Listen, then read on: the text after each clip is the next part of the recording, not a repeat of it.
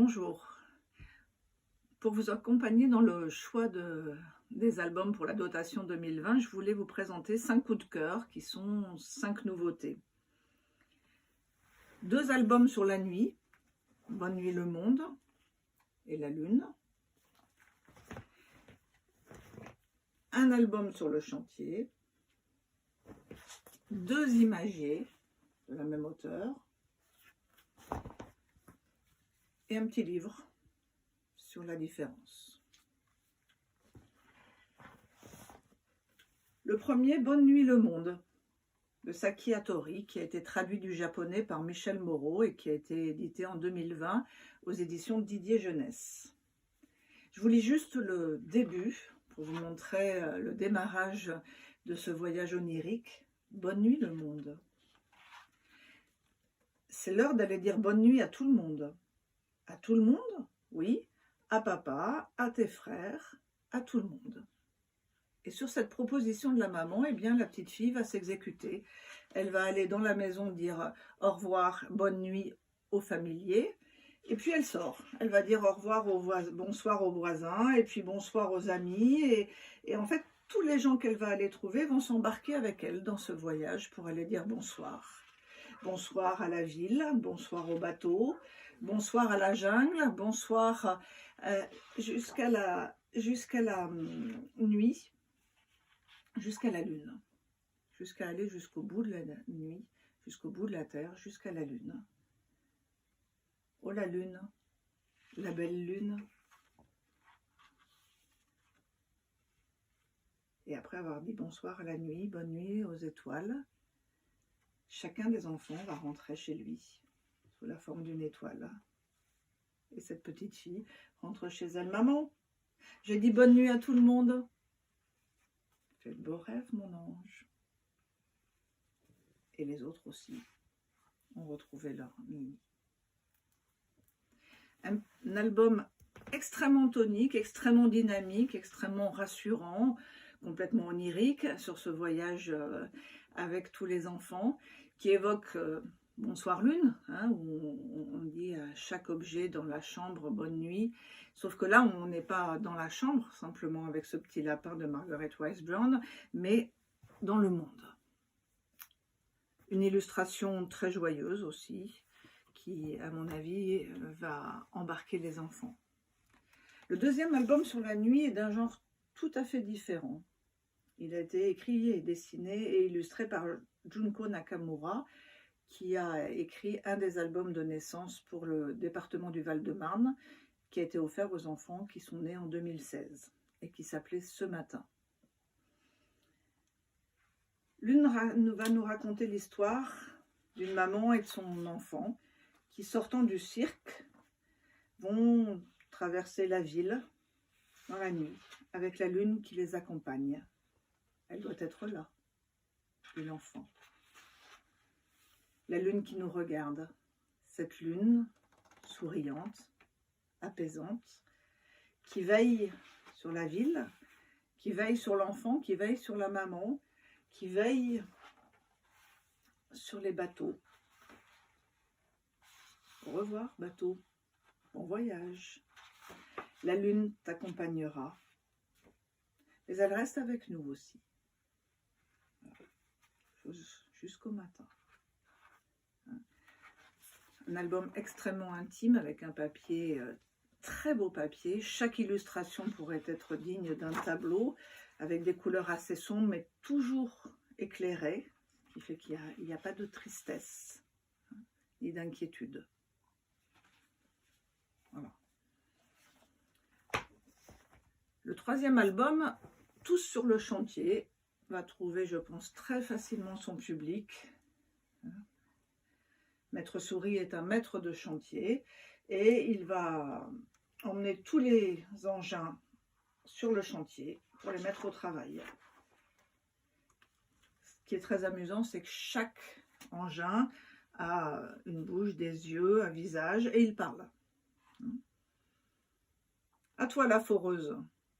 C'est parti, répond-elle en perçant le sol de toutes ses forces. Tacata, tacata, stop, crie Monsieur Souris. Et un par un, les engins vont faire leur travail. Simplement, on a dans cet album une chute extrêmement surprenante et très amusante. C'est que on comprend qu'en fait, ce chantier n'était autre que le soin que tous ces gens-là vont donner à la carie que le pauvre hippopotame a sur une de ses dents et qui l'a fait bien souffrir.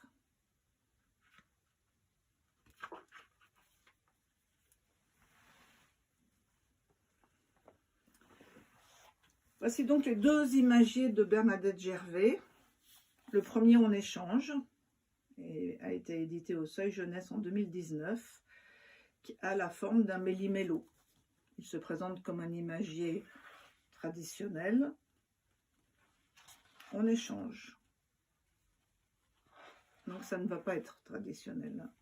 Une poule, un ours. Le ton est donné dès la première page.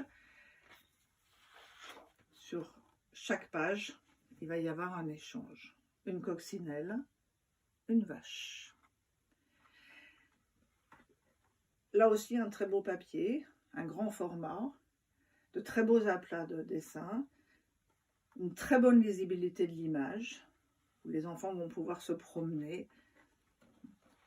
Et ce qui est très intéressant, c'est que ça tient jusqu'au bout. C'est un album non, mais moi je n'ai trouvé aucune faiblesse dans le choix. Complètement surréaliste, et ça semble presque évident. Un papillon, un avion, un cactus, une courgette, une tortue, un champignon. Voilà, il excite la curiosité, on a vraiment envie de découvrir. Je pense que l'adulte a sa propre curiosité, mais je pense que les enfants vont pouvoir aussi s'amuser avec. Le deuxième, en 4 temps. Bernadette Gervais aussi, là aux éditions Albin Michel Jeunesse. Et dès la première page, Bernadette Gervais nous donne le code. Nous avons une page coupée en 4. 1, 2, 3, 4. En 4 temps. Il pourrait presque être assimilé à un documentaire, puisque sur un certain nombre de pages, que le pissenlit, l'oiseau qui fait son nid, on a 4 temps, 4 étapes du développement du pissenlit qui va finir par s'envoler, la fleur de pissenlit qui s'envole. On a aussi l'oiseau qui va fabriquer son nid, puis qui va pondre un œuf, qu'on retrouvera sur une deuxième séquence avec les oisillons qui naissent et la maman qui va leur donner à manger. Donc quelque chose de très classique sur le temps qui passe. Et puis là s'insèrent des pages totalement farfelues, je ne sais pas si c'est le mot, où par exemple vous avez l'escargot. L'escargot 1. Ça c'est la première séquence sur l'escargot parce qu'il y a 4 séquences sur l'escargot. 1. L'escargot. 2. 3. 4. Avance. Arrive. Le nuage passe au-dessus de la maison. Vous voyez, il y a une alternance de pages très humoristiques et de pages plus classiques. L'œuf, le poussin, le poulet, la poule. Là, on est tranquille. Mais aussitôt, juste derrière, elle va nous surprendre à nouveau. Et cette imagerie me fait associer avec celui qui est de Blex Bolex, qui a été offert aussi aux enfants qui sont nés dans le Val-de-Marne et qui s'appelait Saison, où vous aviez quelque chose qui vous embarque comme ça, tout doucement, dans un processus assez classique, et puis tout d'un coup, hop, on s'en va. Et ça, j'avoue que ça m'a beaucoup plu, ça m'a beaucoup amusé. Et j'espère qu'il en sera de même pour vous. Le 6e album dont j'aurais voulu vous parler, c'est L'un de nous est différent. Barney Salzberg aux éditions Grund. Le titre nous donne le contenu du récit. L'un de nous est différent et l'illustration appuie. 3 pingouins, un panda. Ce qui est intéressant, c'est que c'est traité avec beaucoup d'humour. avec beaucoup d'empathie et avec beaucoup de légèreté, parce que des albums sur la différence, sur le fait d'intégrer ceux qui ne sont pas comme nous, on en trouve beaucoup, mais souvent je trouve que le discours est extrêmement appuyé. Alors que là, vous avez l'une de nous est différente. Et on trouve ça très bien.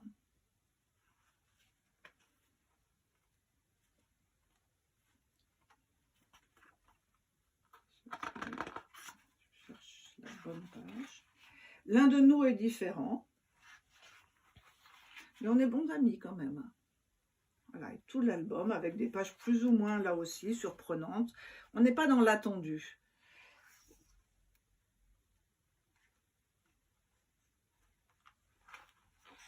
L'un de nous est différent.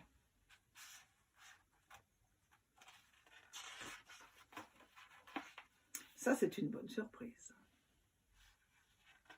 Jusqu'à ce que tous les personnages évoqués le long du récit se retrouvent à la fin. Quelque chose de tonique. Hein. Ils sont tous en train de rire, de s'amuser. Et donc, si on peut parler de morale,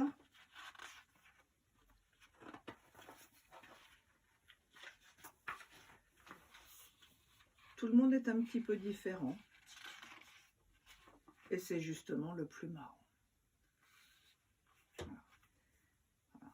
Et vous avez on retrouve les 3 pingouins et le panda, qui sur la 4e de couverture. Hein, sont tous les 4 en train de regarder un livre.